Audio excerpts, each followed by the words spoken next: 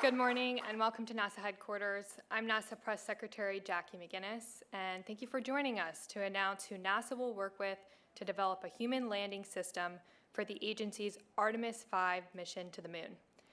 NASA issued the solicitation for the lander, known as Appendix P, in September of 2022 as part of the ongoing development of advanced space exploration technologies, capabilities, and concepts.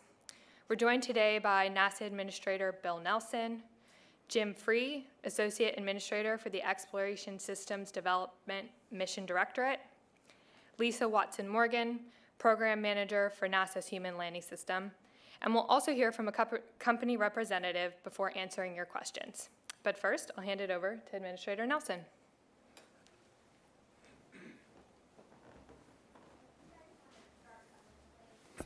Good morning, everybody.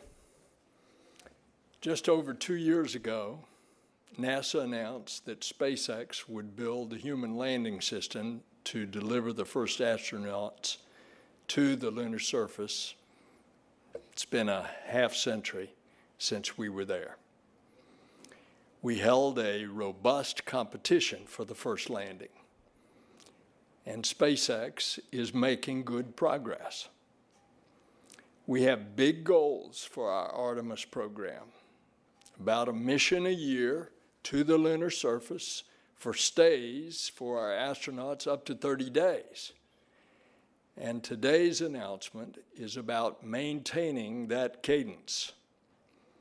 It's about maintaining our excellence as the world's top space program and to maintain that for generations to come. It's about maintaining collaboration with our industry partners who will enable generations of explorers and pioneers to live and work on other planets. So we're here today to make an exciting announcement about a second lander award. An additional different lander will help ensure that we have the hardware necessary for a series of landings to carry out the science and technology development on the surface of the moon, and that what we do on the surface of the moon is in preparation for us to go to Mars. I've said it before, we want more competition. We want 2 landers, and that's better, and it means that you have reliability, you have backups. It benefits NASA, it benefits the American people. These are public-private partnerships. It's the new way that we go to the moon. It helps NASA share the risk, the technical risk, and the financial risk, the cost, to enable, at the end of the day, mission success. This new lander will be built and operated according to NASA's sustaining lunar lander requirements, which, needless to say, when you put astronauts in that environment, those requirements are vigorous. Those capabilities include docking with Gateway, the mini, some call lunar space station. It includes increased crew capacity. It includes transporting more cargo for science and exploration on the moon's surface. And so today, we, NASA, announced that Blue Origin and partners Lockheed Martin, Draper, Boeing, Astrobotic, and Honeybee Robotics will build a human landing system to deliver NASA astronauts to the lunar surface. For the Artemis 5 mission, NASA's SLS rocket will launch 4 astronauts to lunar orbit aboard Orion. They'll transfer to the Gateway before entering Blue Origin's Blue Moon lander for about a week-long trip to the South Pole. And there they will conduct science and exploration activities. Our partnership will only add to this golden age of human spaceflight. Our work with commercial and international partners is keeping people fixated on the stars. And if you doubt this international aspect, just look how we were received a month ago when we went to Ottawa, Canada, received by the Canadian government because the first foreign astronaut on Artemis 2 to the moon is a Canadian astronaut. They are eager to be our partner, and that is true across the globe. The historic Artemis 1 test flight 6 months ago was a huge success. In Houston last month, we saw firsthand the progress that Axiom Space is making on the spacesuits, and those are the ones that our astronauts will wear on the moon. SpaceX is working hard on their Starship and lander, which will deliver the first woman and the next man to the surface.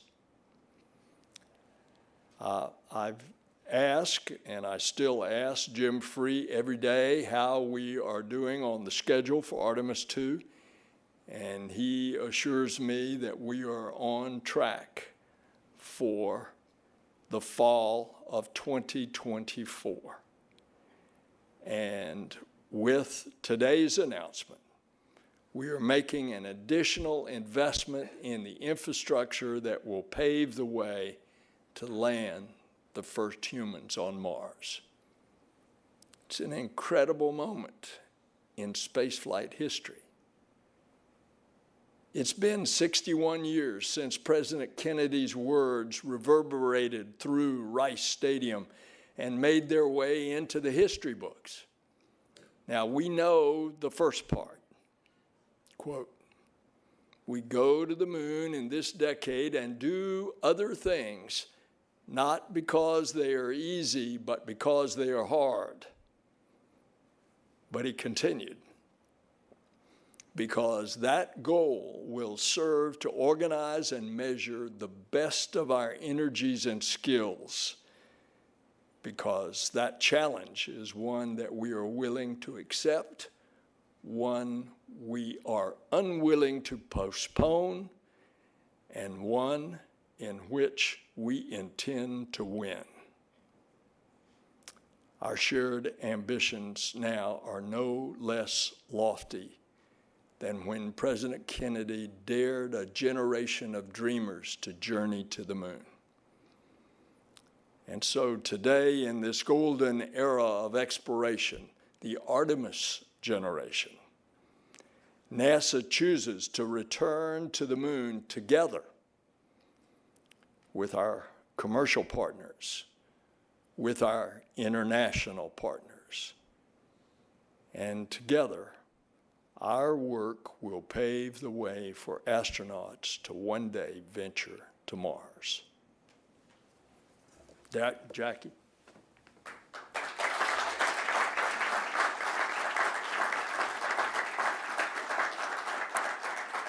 Thank you, Administrator. Before we go to our next speaker, I want to welcome some of our partners from Blue Origin to join us here in the auditorium.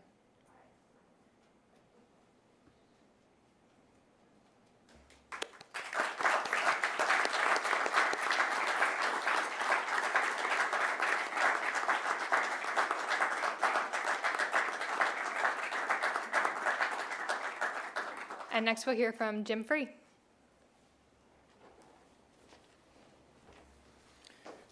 Thank you, Jackie. Good morning, everybody. It's a great honor to join you here this morning and welcome our new teammate to this side of the Artemis program in Blue Origin and congratulate you on your award. As the administrator mentioned, this lander is targeted for Artemis 5, which is really the intersection of our test flight and our long-term plans. But I'd like to kind of talk to you about the other missions and then talk a little bit more specific on 5. So the administrator talked about Artemis 1, an incredible, flawless mission. I think we've used a lot of superlatives around it, and all of them well-earned. And the data that we have from that mission is informing our next one, which the crew being here in DC the past 2 days, I've only heard the stories of them. I haven't seen them, but the stories certainly have gotten around about an incredible crew that will fly in Artemis 2, test out our ECLIS systems, fly around the moon, and really give us that confidence to fly crews on every mission thereafter. As the administrator also mentioned, Artemis 3 will have the SpaceX lander on it and the Axiom suits, critical developments for us returning humans to the moon, where we'll have those humans to explore that history that is the South Pole, 4.5 billion years of solar system history right there on the moon, and we use the crew's decision-making skills and dexterity to really get samples to bring back for our science mission directorate partners to use and explore further. And I always told Thomas Zurbuchen, he opened that last sample last year of the Apollo program, I think to challenge us to get back there sooner. So the gauntlet has been laid down. On Artemis 4, that really critical test flight where we bring on the exploration upper stage, our co-manifested payload capability where we'll have our international partner, the European Space Agency and JAXA with the IHAB module, continuing to build our capability where we'll go to Gateway for the first time and use Gateway and the SpaceX lander built to the sustainable lander requirements to go down to the surface and bring the crew safely back home. And then finally, Artemis 5, which we're talking about the lander for today, where we'll really get to that yearly cadence of missions. That's our goal, is to be at that yearly cadence with Artemis 5. We'll take up the Esprit module in the co-manifested payload space with the crew, and that's again provided by the European Space Agency, so our international partners continue to grow there. We'll have the crew transfer from Orion to Gateway and then into the Blue Origin lander and go down to the surface. This lander, much like the SpaceX second lander, will have those sustainable lander requirements to allow our crews eventually to stay up to 30 days as we build up the infrastructure, which is all based on our Moon to Mars objectives long term. Our objectives we're trying to prove out at the moon to go on to Mars, and around which we built our recently released architecture. So I'd like to take a minute just to thank the NASA team that worked on this procurement for the past year plus. It's an incredible, daunting job. It's a lot of work, and I'd like to personally thank the folks from across the agency, led by the folks at Marshall, but folks across the agency that supported that. So I would like to thank our NASA team. With that, congratulations again to our Blue Origin partner that joins us on this side of the Artemis program. You know, for me, being part of the Artemis team is a great honor, but it comes with great responsibility. I hope that you share that honor today, and I look forward to you sharing that responsibility in the future. With that, let me turn it back over to Jackie.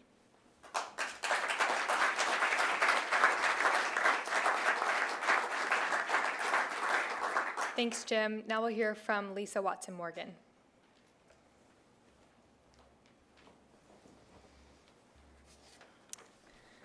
So thank you, Jim, and thank you, Administrator Nelson. It really is just the culmination of so many months. It's so exciting to be here.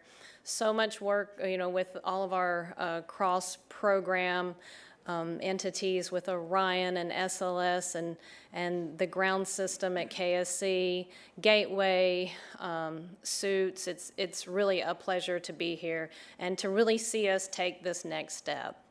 So today's announcement, it is an important and exciting next step for the Human Landing System program. And now we will have 2 providers, and providing that competition that the administrator talked about earlier. It also helps us with then a more diversified industrial base, and that will help us advance innovation in the future. And that's really part of the American dream. I'm grateful for the continued strong congressional and stakeholder support for the Human Landing System program. You know, it shows that they're with us, that we're all together as a nation as we approach our return to the moon. We are really excited today to be working with Blue Origin and all of their partners. We definitely have confidence in them and their approach. They have a very exciting architecture with a reusable Blue Origin lander and a Lockheed Martin cislunar transporter, as well as lots of other contributions from their other partners. With 2 lander Pathfinder test flights scheduled in the next few years, I really look forward to working with them on how all that testing is going to help contribute to the overall development and our mission success. And our teams will soon perform a kickoff where we get together, we get to dig in deeper to all the details and the plan, and that will get us started on the execution of the Artemis 5 mission. And that's what we're all about. We're definitely about execution and getting started. Now, I also want to say the lander system and the programs, Artemis, and all of the efforts on Moon to Mars. What we are trying to do is build on the lessons of the past. And I do want to take a moment to say earlier this week at the Johnson Space Center, I was able to meet with Charlie Duke, a former Apollo astronaut. And we heard from his lips what it is like, the hurdles we have to overcome, some of the things maybe we didn't think through, and how all that will affect our implementation. And I'm telling you, that was such a gift. And with that knowledge and the experience base that we gained from listening to him and to others, we're building a stronger future that will help us be successful on the South Pole and in our sustaining efforts. So with that, I just want to say thank you, and I'm really excited to get started.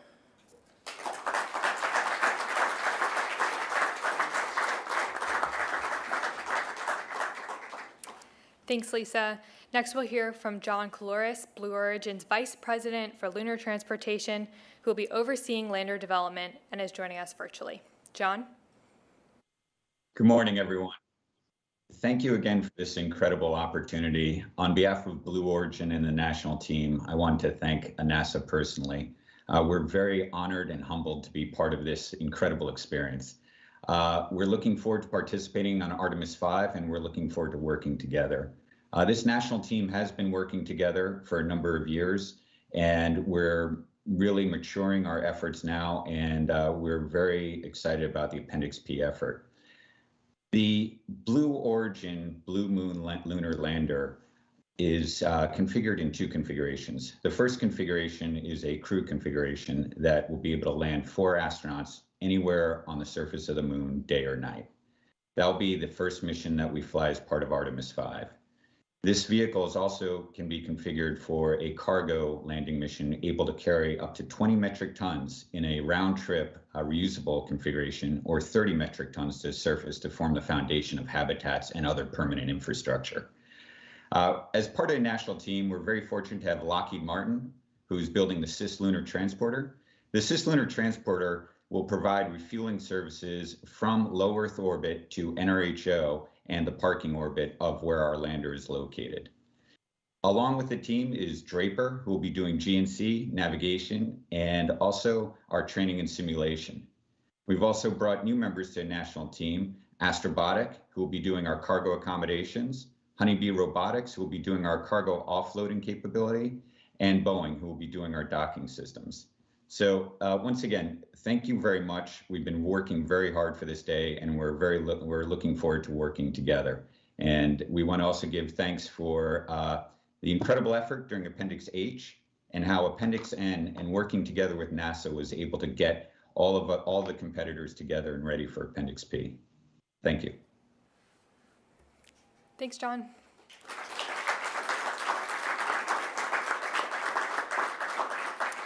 So now it's time to answer your questions. We'll take both questions over the phones and here in the room.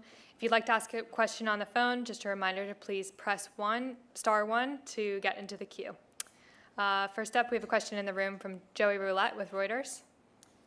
Thanks, and congrats to Blue Origin. What's the value of the contract, and how much money is Blue Origin putting into it? John? Certainly. So the total evaluated price will come out. I will say that Blue Origin, our endeavors to make human permanence on the moon is been part of our core beliefs for some time. So we want to establish permanence on the moon, and we want to ensure that we have consistent access to the moon. So with that in mind, Blue Origin itself is contributing over 50% of the total effort to get to not only this mission, but to ensure permanence. Can you say how much the proposal was, or what you think the award might be, as far as value? I'm sorry, I didn't hear that question. John, he's asking how much the award was for. And our team can, Jim, do you want to jump in? Yeah, I mean, you'll see it in the documentation that's released, but the award was about $3.5 billion, the NASA award. Thanks. Thanks, Joey. Next up in the room, we have Jeff Faust with Space News. Good morning. Wondering if anyone from NASA can say how many bids it received for this, and what about the Blue Origin proposal stood out that caused you to select it? Thank you. We evaluated 2 proposals for the competition, and I would say the selection statement's going to come out here shortly. I encourage you to take a look at that for the specifics, Jeff. Next, we'll take a question from the phones. We have Irene Klotz with Aviation Week. Thanks. We can't hear any of the questions or the answers, by the way, so sorry if this is redundant, but could you say again the value of the award and what it covers as far as test flights? And also if there was how many proposals did NASA review for the HLS sustaining work? Thank you. So I just want to check in with Brad, our operator, about the technical difficulties. I want to make sure our folks on the phone can hear. The value of the award was $3.4 billion, and John said they're contributing about more than 50, over 50%. Brad, just want to double check though. Sorry that our folks can hear us.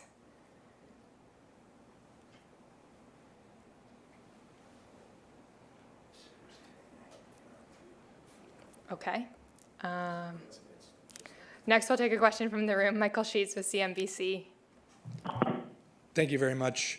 I believe this question is best for NASA. Still on the contract value, I want to make sure I understand correctly, because previously Blue Origin had said that they would be willing to fund up to $3 billion themselves. So am I understanding correctly that this is effectively a $6 billion combined development effort? And secondarily, is the Artemis 5 mission still planned for 2029? Thank you. So, Yeah, so it is. We're still planning Artemis 5 for 2029, and the award was just over 3.4 billion, and I think it's Blue Origin's. They've given you the 50% number. They can be more specific on the total dollar value amount. John, can you care to comment on that one? Yeah, hey Mike. So that's correct. Blue Origin is contributing well north of $3.4 billion as part of this effort. Thank you very much. thanks. We'll take our next question from the phones. Eric Berger with Ars Technica. Yeah, hi. Thank you very much for doing this, and congratulations on such a big day. I guess my question is about NASA's budget priorities. You know, we saw a great flight of the SLS rocket late last year, and so that's getting to be flight proven. And now kind of a long pull on these lunar landings is the actual landers, and it seems like your budget for lunar landers is about the same as the rocket over the next 5 years. And so I'm just wondering, you know, Administrator or Mr. Free, you know, do these budget priorities really reflect the urgency necessary in sort of getting to the lunar surface? Because, you know, the rocket's there, and then the lunar landers are still have a long way to go. Thank you. You have a handheld.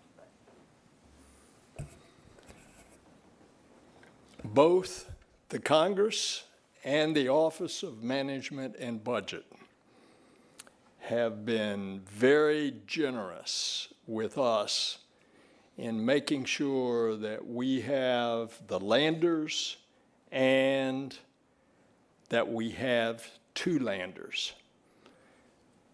That has not been an easy task, but I want to give the shout out to both of them. They recognize that that's what is needed. Now, if I understand your question, is that provided in our budget? The answer is yes. And I think the announcement here today, where the successful bidder is putting in over 50% more skin in the game than what the NASA contract, fixed price contract is quite significant. And it underscores the fact that this public-private partnership, that we go back to the moon, is in fact working.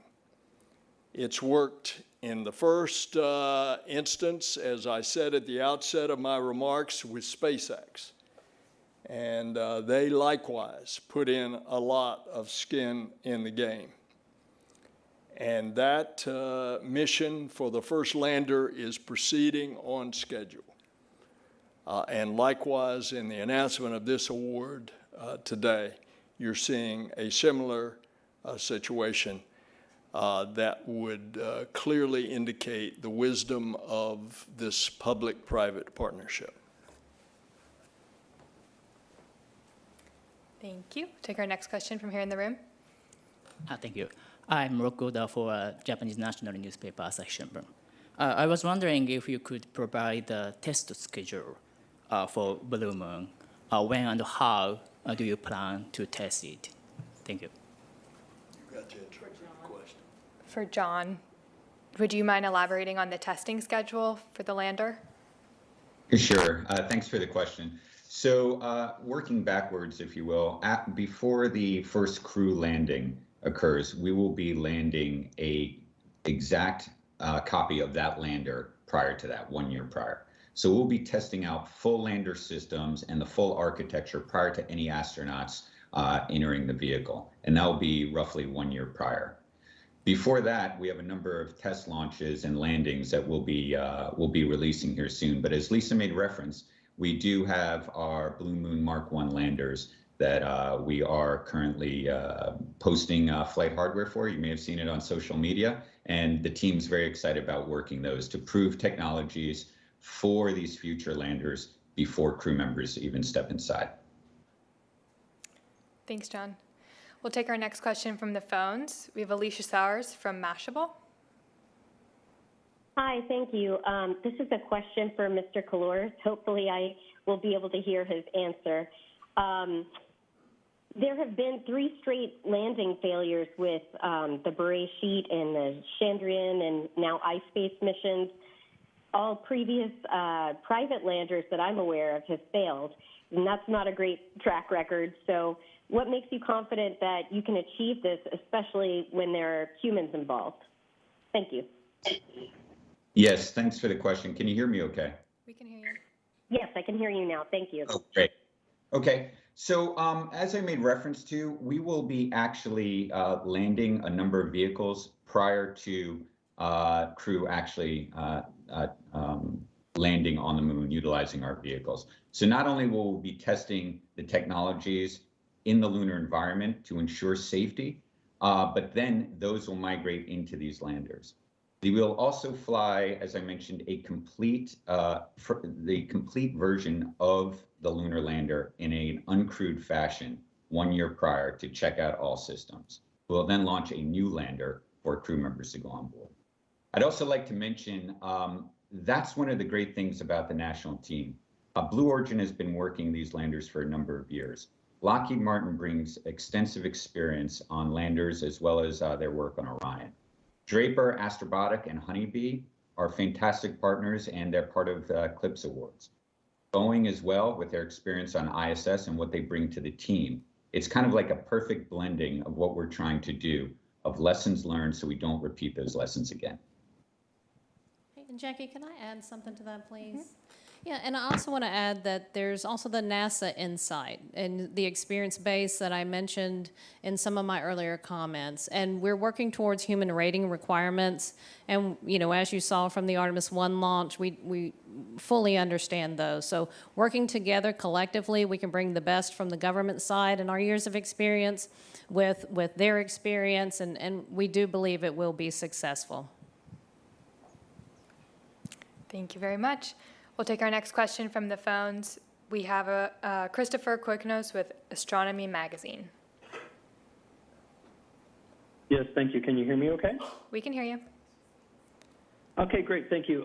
This is, I guess, a question for John, maybe getting a little more specific about the test schedule or sort of flow of tests. Is there the possibility, or are you planning for a crewed mission in Blue Moon that is Earth orbital, before you actually do the crewed landing on the moon?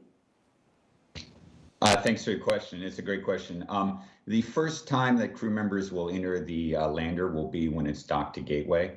The crew members will go to Gateway via Orion and then transfer to a lander for operations between NRHO and the lunar surface, and then back to Gateway. Okay, thank you. So, so that will actually be the Artemis 5 mission. Will be the first time crew are in it. That's correct. That's correct. And we have, as we mentioned, all these demonstration missions prior to that, leading up to that mission. Great. Thanks. Thank you very much. Thank you. Certainly. Thank you both. Our next question on the phone is from Micah Maidenberg with Wall Street Journal. Hi there. Hey, John, sorry if I missed this earlier, just with some of the technical issues, but how will Blue and its partners get, you know, its landers out to the moon for the test missions and later to Gateway for Artemis 5? Thanks. Certainly. So we utilize our New Glenn launch vehicle for all of our components, both the lander to go to NRHO, as well as the cislunar transporter, and then follow-on refueling flights. Thank you both. Our next question on the phones is from Alan Boyle with GeekWire.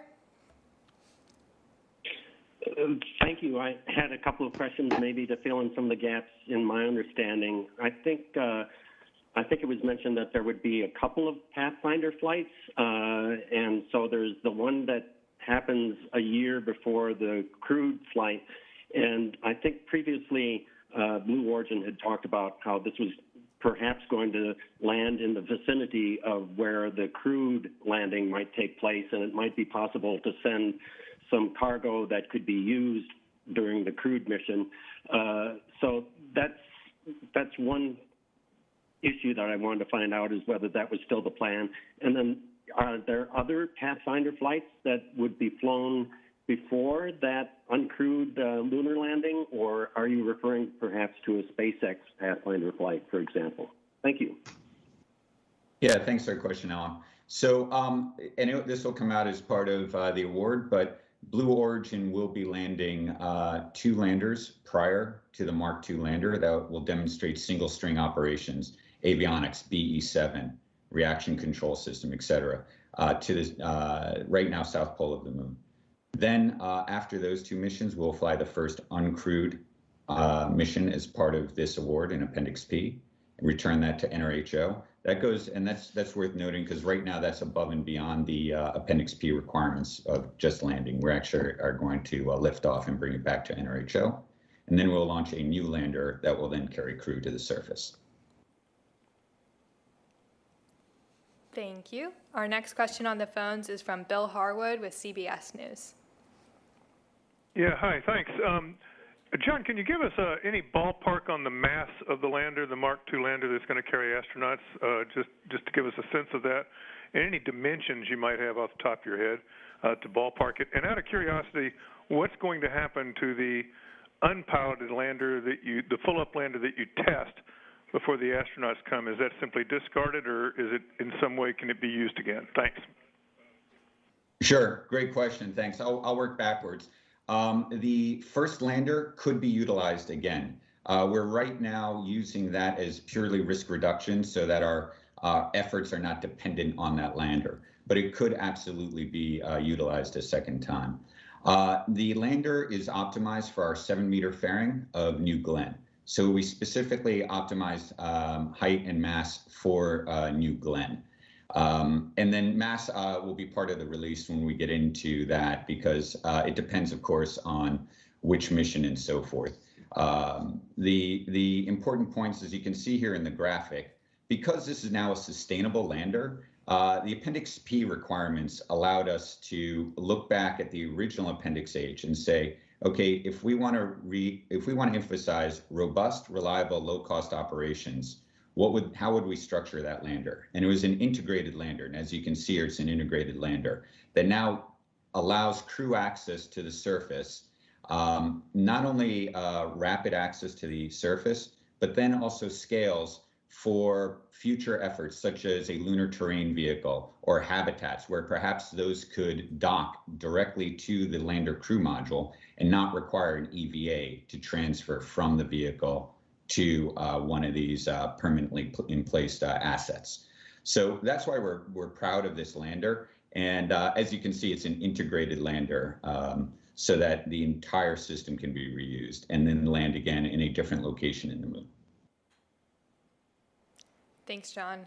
Our next question on the phone comes from Leo Enright with Irish TV.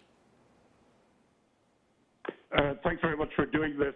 I guess this is probably for the administrator. I was just wondering, you mentioned ASPIRE, the European Space Agency's refueling communications module is going up on this flight.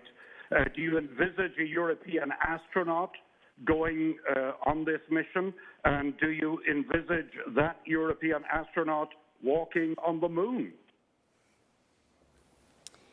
You're way ahead with that question. The Canadian astronaut is going on Artemis 2. On Artemis 3, which is the first landing, of the 4 crew members, 2 will descend to the surface. We expect that will be the first woman and the next man to land on the moon. Now, obviously, that crew has not been selected. The crew that's been selected is the one that's in D.C. right now, by the way, to rave reviews as the crew of Artemis 2, which will circle the moon. So when will foreign astronauts join on the actual landing? That's much further down the road. But likely it would not be on Artemis 3 on the first landing. That is expected. The first woman and the first man would both be Americans.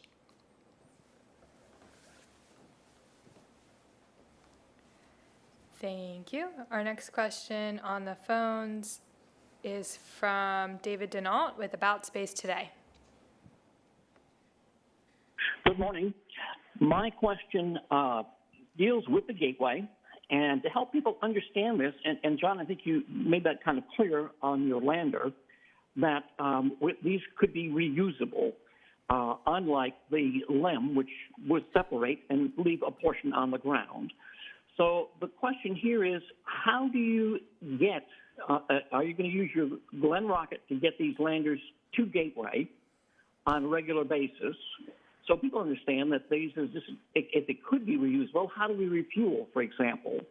And what are the differences between the SpaceX lander and Blue Horizon? Sure, that's again another excellent question. So first of all, the landers are designed to remain in NRHO, so to remain in a similar orbit to Gateway. So they're not going back and forth from LEO, so they just require refueling. That's what the cislunar transporter from Lockheed Martin provides. So in low Earth orbit, we refuel that vehicle from New Glenn. Once that's refueled, it transits to NRHO, and it docks and refuels the Blue Moon lunar lander. Once refueling's complete, it can actually stay docked and provide services to the lander for quite some time, or it can then undock, and we would then continue to gateway with the lander to dock. Did that answer all of your questions? Well, I wanted to compare the lander to SpaceX's lander. Are they similar? I'm actually uncertain about the complete CONOP on SpaceX, but I will say that ours refuels, and again, the payload is a different payload capacity, but ours refuels in our cislunar transporter refuels in LEO and then goes to NRHO to refuel the lander. But the lander does stay in the lunar environment. It does not transit back and forth. So how many landers will you have to complete this long-term mission? One lander is capable of multiple years and multiple missions. In fact, we worked that expressly for this proposal to provide large margins above the NASA requirements, as well as be able to perform multiple missions. Thanks, John. We'll take our next question from here in the room, Joey Roulette with Reuters. Thanks, Jackie. A question for John. Blue Origin really fought hard to get to this point. How does it feel being here, and how would you kind of characterize the journey in the past few years to get this contract? Thanks. That is a fantastic question. It's we've got a strong group of very motivated, very humble yet proud people, and we worked very hard on Appendix H, and we learned so much from that, and so much from the NASA collaboration that allowed us to enter Appendix N, revisit our entire configuration and our architecture, and be successful today for Appendix P. So I can tell you the feeling is absolutely fantastic. I'm proud, and I'm proud of this team across the entire national team. This is step one, though. We have a lot to do before we successfully land and return astronauts, and we're really we've been working for some time, and we're still ready to go. Thanks, John. We're going to take another question from here in the room. Michael Sheets with CNBC. Thank you so much. For the folks on the stage here, 2 questions about the other bids. How many bids did you receive in total from different teams? As obviously there were group efforts here going on underway. So how many other bids? Because we know about the Dynetics bid. And on the Dynetics bid, have they given you any indication that they're going to continue development themselves? Or is this, something where they needed the development funding from you guys to really put more effort in seriously? Thank you. Yeah, so as I mentioned, we evaluated 2 proposals, and you can, as mentioned, review those in the source selection statement. And as regards to their plans, I don't know.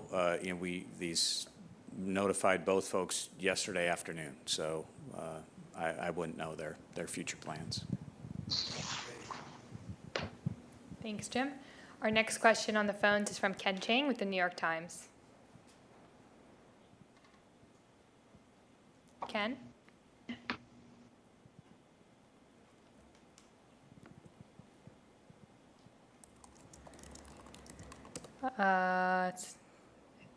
Ken, can you hear us?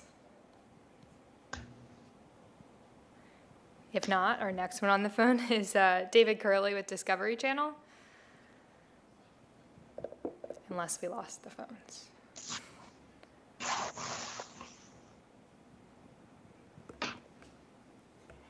All right, we'll take one in the room here. Jeff Faust with Space News. Yeah, a question for John. I know one of the big challenges for your architecture is being able to maintain the liquid hydrogen, liquid oxygen propellants for extended periods of time. I wonder if you can talk a little bit about the technologies you're investing in to be able to achieve that, and what the status of that is. Is that being funded by this award, or that work that is already ongoing? Yeah, thanks for your question. So this is, again, one of these great examples of the public-private partnership that we have with NASA. First of all, we've been funding our zero boil-off effort for some time within Blue Origin, as well as our partners in the national team. And we want to make hydrogen a storable propellant, because we believe that not only does that open permanency on the moon, but also enables the rest of the solar system via other technologies such as nuclear thermal propulsion. If you can make hydrogen storable, then you can do a number of things. And if the ability to eventually utilize lunar resources allow us to extract propellants, we'll want to store those. So we've been working very hard internally. We also have a number of tipping points, not only on zero boil off, but also how are you going to transfer these propellants? The couplers, the pumps, how do you transfer from vehicle to vehicle so far from Earth? So again, we've been working quite some time on this. We've been doing quite well on our zero Kelvin zero boil off system. Excuse me, our 20 Kelvin zero boil off system. But I just want to reiterate, the partnership with NASA has been critically important in order to get that as far as it has so far. Okay. Our next question, we're going to try the phones again, is from Ken Chang with the New York Times. Ken, can you hear us? I can hear you. Can you hear me? We can hear you. Hello? Yep. Great. So the two questions for John Coleridge. One, is the name of the lander officially Blue Moon? And two, do you have plans for any commercial non-NASA missions using the system? Yes, thanks for your question. So it is the Blue Moon Lunar Lander. Internally, we have version numbers, but the Blue Moon Lunar Lander is the name of the vehicle. And we do have a number of commercial entities that are interested. So kind of like to the previous question, not only NASA and Blue Origin and the national team, but there are other customers that are looking to utilize the capability that we're offering. So we would offer both, just in the spirit of commercial space, we'd offer both external as well as internal opportunities. Thanks, John. Great, thank you. We have another question from the phones. David Curley with the Discovery Channel. Thank you, Jackie. John, you talked about designing this spacecraft to go with New Glenn. Can you give us a sense of what Blue Origin is thinking is its role in Artemis in 2030, 2035, overall, big picture? Sure. So our role in Artemis, we're very excited about this lander design. As we said, not only to enable 4 astronauts for over 30 days of stay time, but as I mentioned, some of the design points that it will grow and fit with a permanent presence, whether that be with vehicles, with habitats. And so we want to support that. And that's why you may have seen in some of our social media posts, we're already working day-night capability, any location on the moon, so that we can operate as new discoveries are made and grow with NASA in the 2030s and beyond. But also our cargo lander. The fact that we can carry up to 20 metric tons in a reusable configuration and up to 30 metric tons in a one-way configuration allows NASA, allows the international world to make discoveries on the moon and adapt to where we may want to put those assets. So that's what we're thinking, and that's also why we look to exceed the requirements in the Appendix P solicitation, so that as we make new discoveries, as we learn new things, that this lander can support growth if it's needed. Thanks, John. Our next question on the phones is from Tim Fernholz with Quartz. Hi there. Question for John. I understand that there's a bit of technology development that has to be done for the propellant for the LOX LH2 around its temperature and the need to keep it cool in space. Can you talk about how you're going to buy down risk and what is novel about the propulsion system here? Yeah, certainly. Again, great question. So Blue Origin, as I mentioned, we're a firm believer in the utilization of hydrogen as being a core, extremely efficient propellant combination for not only lunar exploration, for beyond. So even since that time, since we started, we've been looking at how do we utilize hydrogen, how do we gain experience. Our BE-7 engine, which we have on test stand 116 at Marshall Space Flight Center, has been firing off a number of times, doing quite well. We've accumulated a lot of time on that engine. Zero boil off. So again, being able to store that propellant in space, that is an important effort. It's got a lot of our attention on it, but it's to make hydrogen and oxygen a storable propellant.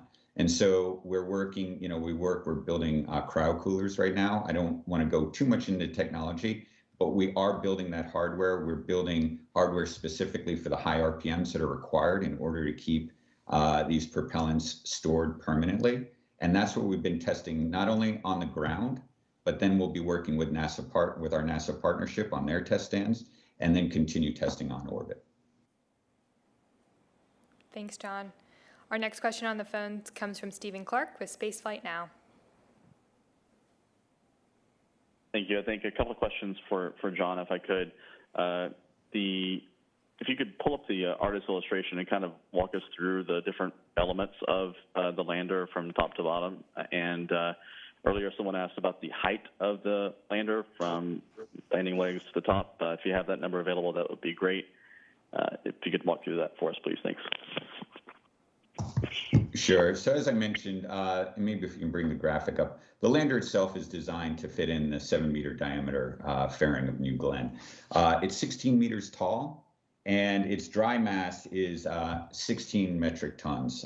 With propellant, we're north of 45 metric tons. Going from the top down, it's a little cut off, but on the upper deck are high gain antennas.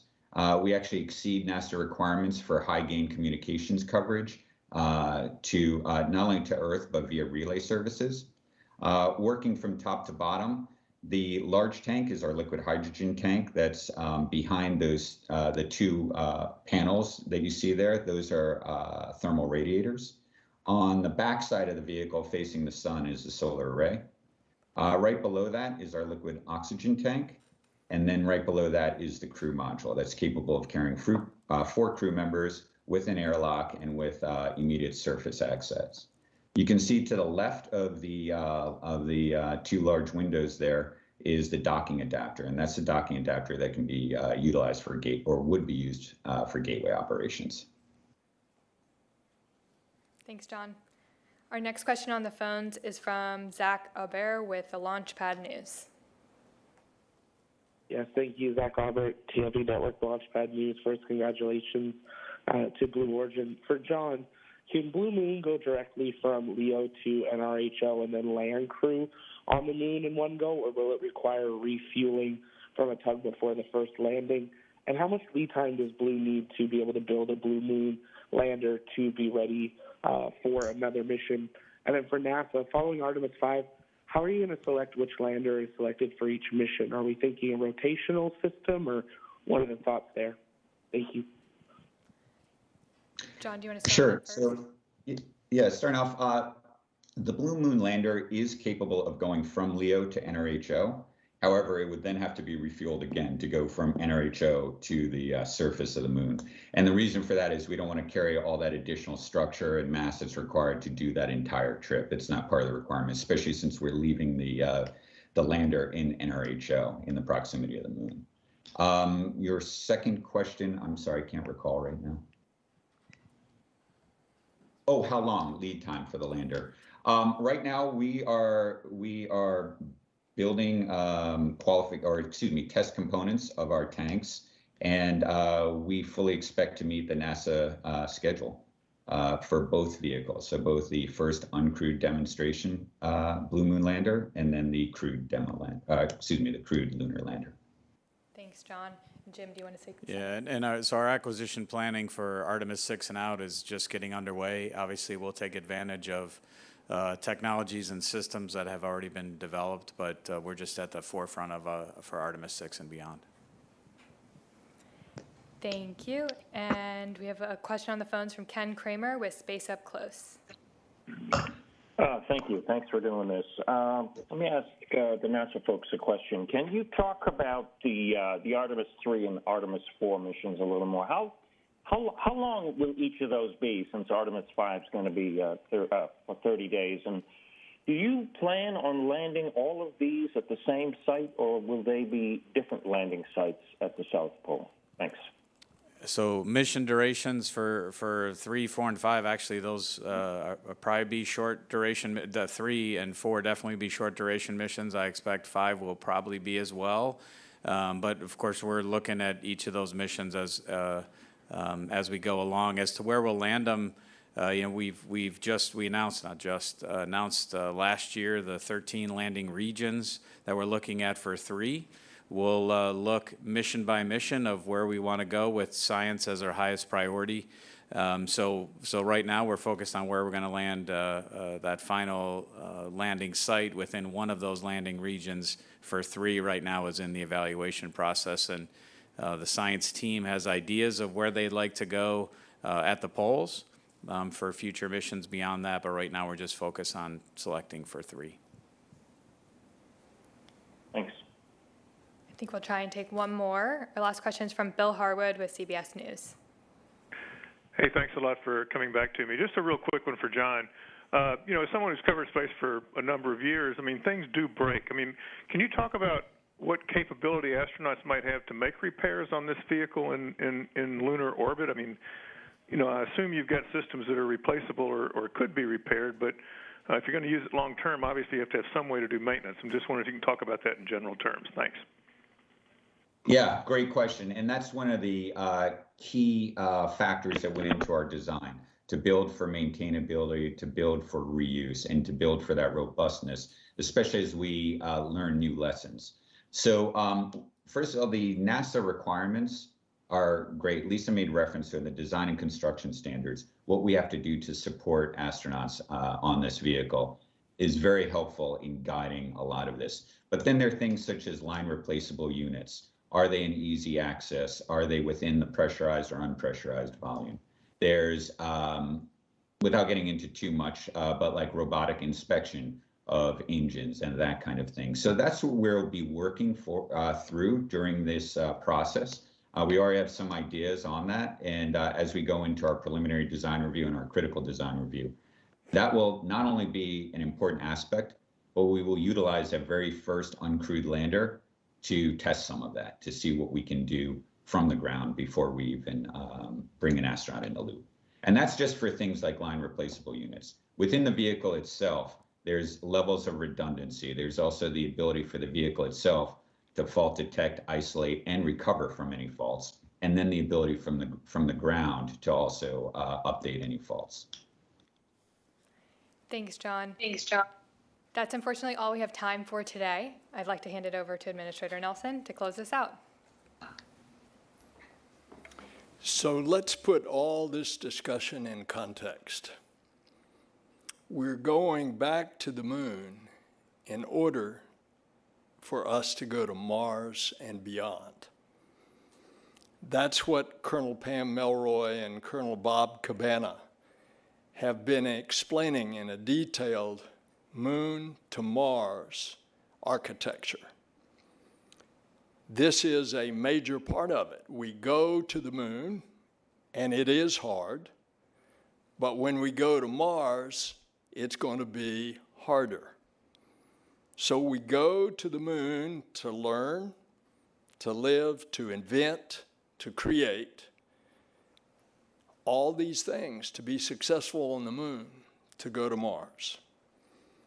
The great adventure of humankind pressing out into the cosmos is here, and this is a part of it. So thank you for joining us today. Have a good day.